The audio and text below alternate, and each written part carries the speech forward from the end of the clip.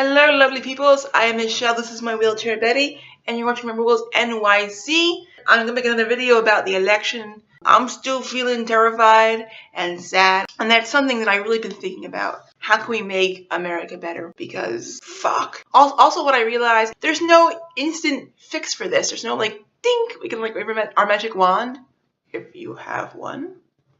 I don't, but hypothetically. And then two, I realized that I cannot fix this. And that in itself is scary. And sometimes when those thoughts kind of like in the head and the heart, I start to really feel very powerless. But I kind of had this sort of like epiphany or like realization. So it was on Veterans Day, and that was the first day that I had left my apartment since I had voted. I have noticed that when I start to organize and think of like different ideas of what we can do about this, the feeling of being terrified and the sadness kind of is less. But at some point, like I can't always be like go, go, go, go, because I burn out. You need to kind of stop and be still and breathe and do other things, because if you burn out, you will have nothing to give. So I decided, I'm like, all right, let's go out and take some photographs, because that's something that we have always enjoyed.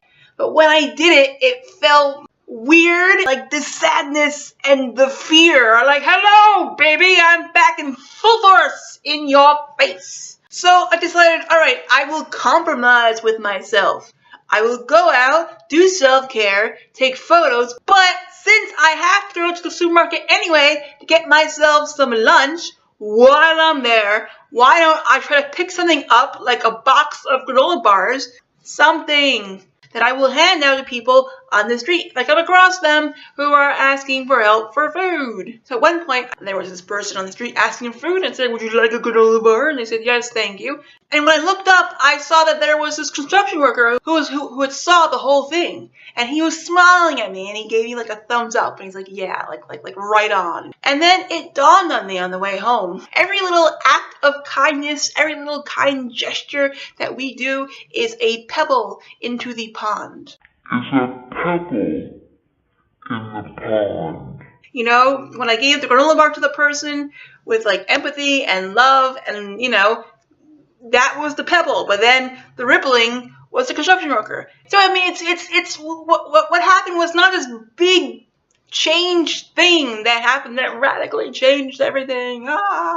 It's something. Plus, what would happen if more people went bloop, dropped their pebble in the pond, and more people kept doing it? Well, eventually there'd be more pebbles than there is water, and we would have radically changed the pond. We would have created big change. So don't underestimate the power of a small, kind gesture. Never underestimate the power of a pebble. And I wanted to share that. What do you think? Leave all your comments in the comments section, because that's where they belong. Remember, you are not alone, and while I'm not necessarily sure how we will get through it, we will get through it together.